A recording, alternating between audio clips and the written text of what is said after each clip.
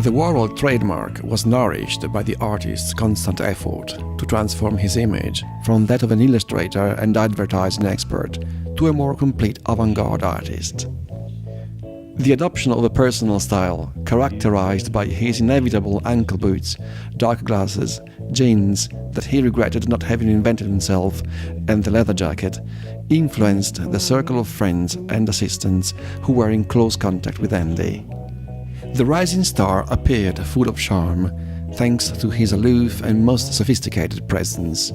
That is the managerial masterpiece of handling his own public image.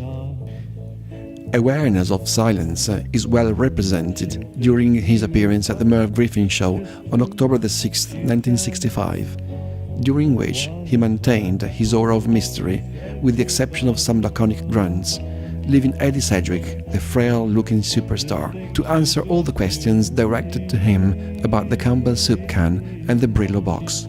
Eddie did not show any sort of embarrassment when she informed the public of Warhol's motivations behind his pop art.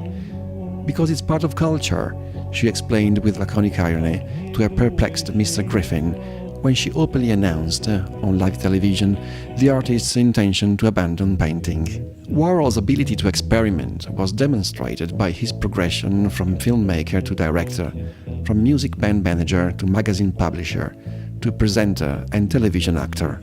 Those multiple activities, although apparently marginal in value in themselves, became an influencing factor behind the idea of a complex, collective collaboration to the industrialization of the artistic process, where everyone wanted to become part of the creative avant-garde of the great artist.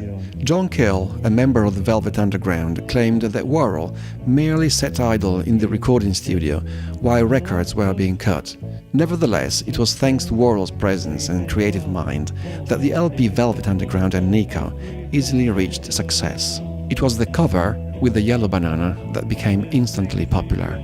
The band dedicated the title Songs for Drella to him, being a hybrid somewhere between the Dracula or the Warhol's Bad Boy, chewing gum during live TV, and the tender American Cinderella that Andy tried to guard or protect underneath his fashionable clothes, along with his homosexuality.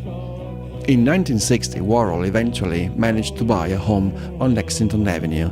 The curator Walter Hobbs, who visited it in 1961, described it as large and dark, with no furniture, but packed with drawings and gumball vending machine dispensers. The artist displayed his works in the house until 1963, but as early as the previous year, a neglected industrial building became Andy Warhol's art and general culture factory, a meeting place for extravagant personalities, musicians, photographers and creatives. Thus, the Silver Factory was born, where artifacts were produced reflecting the artist's images, such as the Breton-style jersey, a reminiscence of Picasso's style. Shirts and dresses were produced in accordance with Andy's explicit wish, and through the Andy Warhol Foundation for the Visual Arts, established in 1987. The factory was a recurring term that Warhol associated with other studies, which over time evolved, becoming the factories of art and myths of music, cinema, literature and painting.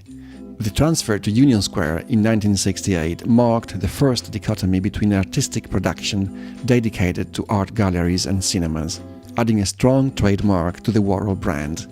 The evolution was no longer only commercial, but also legal, when the Andy Warhol enterprise was incorporated, moving to Broadway and then to the 33rd Street. The Warholian principle that being good at business is the most exciting form of art became a reality, and the trademark assumed a global and accomplished dimension. The factory's atmosphere of freedom was suppressed.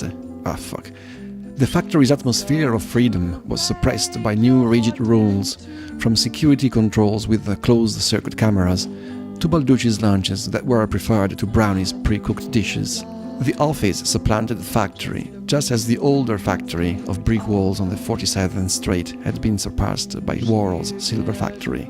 Andy Warhol's need to keep his distance from the inner circle of rebellious and eccentric characters raised much criticism, and the greater part of this resentment pertains to the arguments of the feminist Valerie Solanas.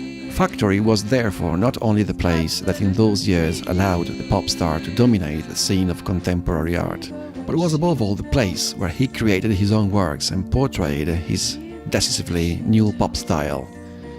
All the stars, including Andy, were more or less well-known and famous personalities at the time, and identified themselves with the factory. They carried with them their baggage of novelty, life experience and culture, before they were transformed, or in many cases fired, by the new managers. Those years were prolific. Warhol produced countless boring documentary films in his role as director. Among the earliest of these films, Sleep in 1963 stands out. It followed Empire, where Warhol shot the Empire State Building in New York for 8 continuous hours and a few minutes. At its most advanced stage, the factory hosted and engaged young artists in search of glory, such as the 2 world-famous street art graffiti makers, Jean-Michel Basquiat and Kate Haring, along with other distinguished personalities such as David LaChapelle, who later would change the photographic image forever. The factory closed when Andy Warhol died in 1987, but it left us a legacy of all that had been experienced and loved by the artist, what we can learn from his production, and even what we can decide to dismiss. It is understandable that Glenn O'Brien sought a parallel with the Italian Renaissance workshops, where apprentices created the artwork that the master required, and were approved and signed by him, reflecting a form of contemporary artistic cooperation.